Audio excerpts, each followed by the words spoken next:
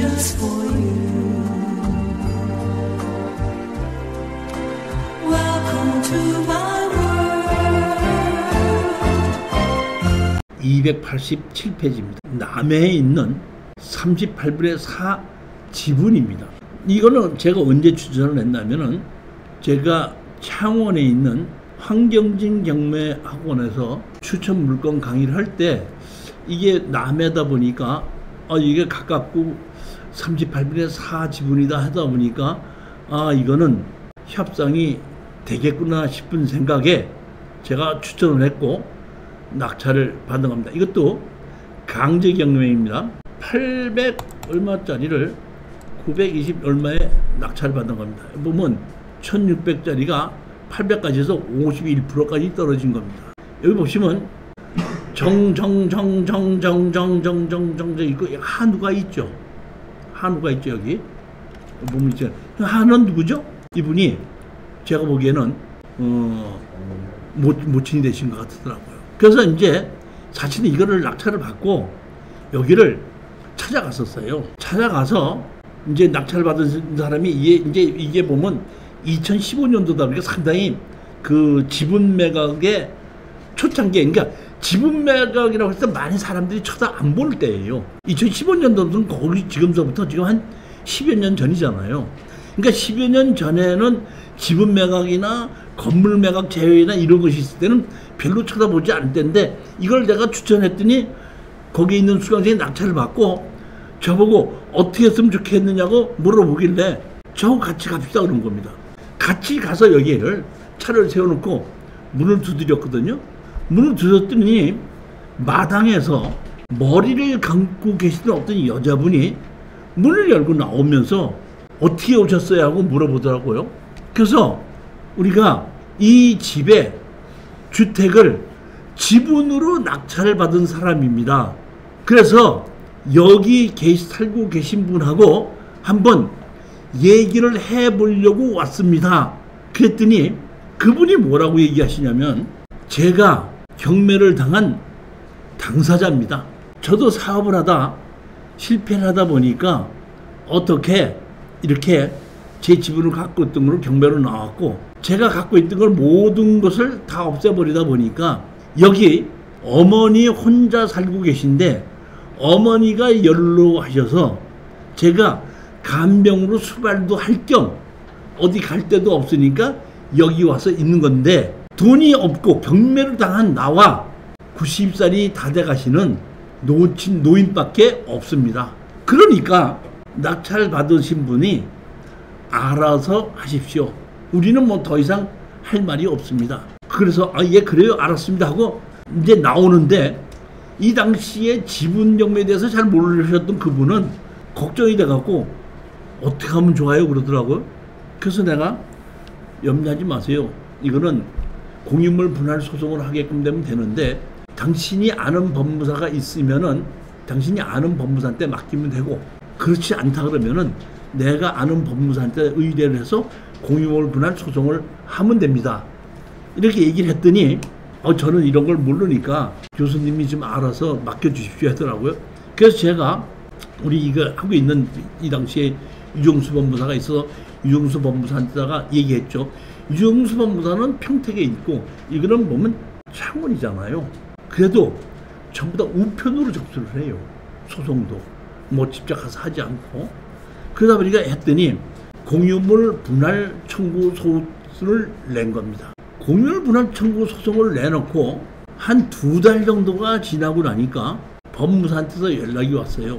거기 어떤 분의 지분권자 한 분이 낙찰 받은 사람 전화번호를 좀 가르쳐 달라고 해서 전화번호를 가르쳐 줄 수는 없고 전화번호를 가르쳐 주시면은 제가 전화를 하라고 하겠습니다 해갖고 전화번호를 해놨는데 전화를 한번 해달라고 하니까 교수님 전화를 한번 해보시죠 하더라고요. 봤더니 누군가 하면은 여기 보시면 잡으십시오. 여기 보시면 정병록이고 주민등록하고 똑같으죠. 38분의 6, 38분의 4죠. 근데 이분이 남해읍 북범동에 살았었죠. 그러면 여기 엄마가 지금 왜 남해읍 북범동에 살고 있죠. 근데 그 다음번에 38분의 4를 넘겨받을 때는 어디죠? 진주시 평고동이죠. 혹시 저 사장님 진주시 평고동이 어딘지 아세요? 진주의 혁신도시로 주택공사가 있는 곳입니다.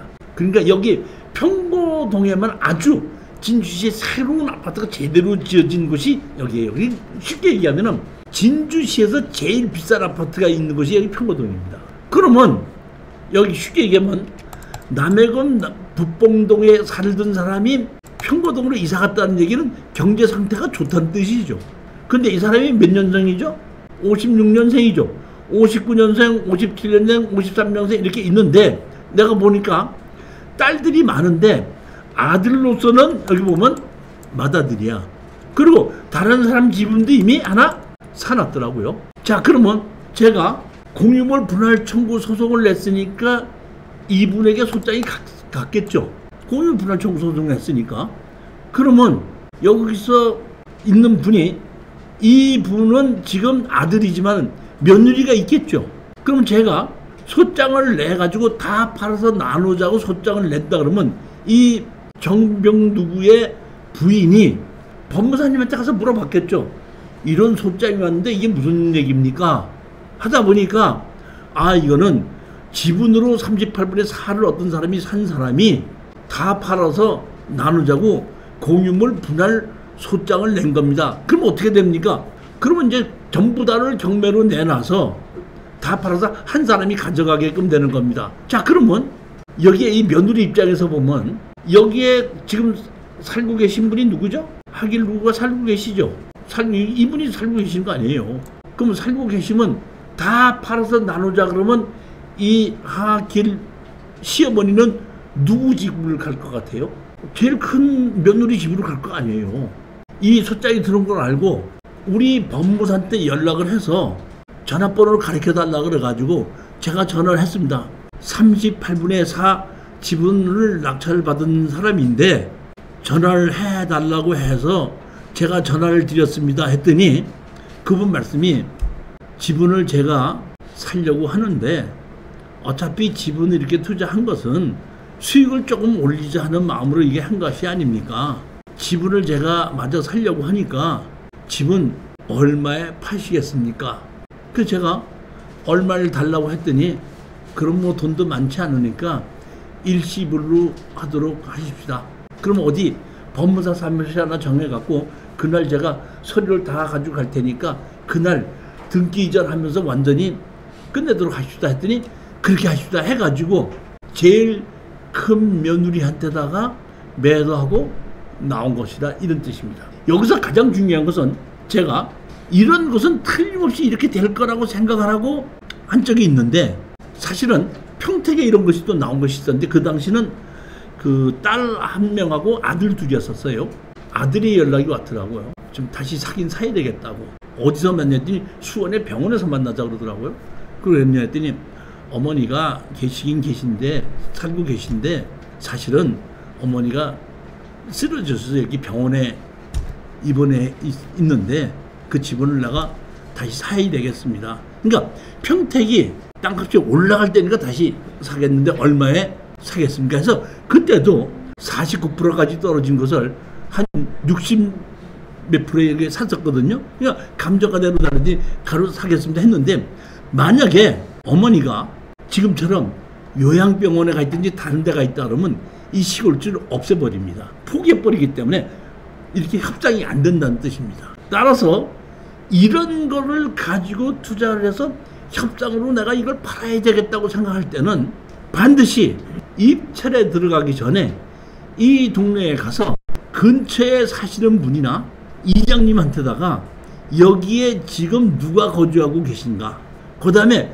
거기 형제들이나 누가 경제적 상태가 어느 정도쯤 되는가, 이것만 마저 물어보고 입찰에 들어간다 그러면 거의 제가 보면 이런 식으로 소장을 낸다든지 하게끔 되면 바로 협상을 해서 우리가 한 3, 4개월 내 안에 바로 매도하고 나올 수 있는 그러한 지분 경매가 가장 투자로서 좋은 물건이다 이렇게 생각을 하는 겁니다.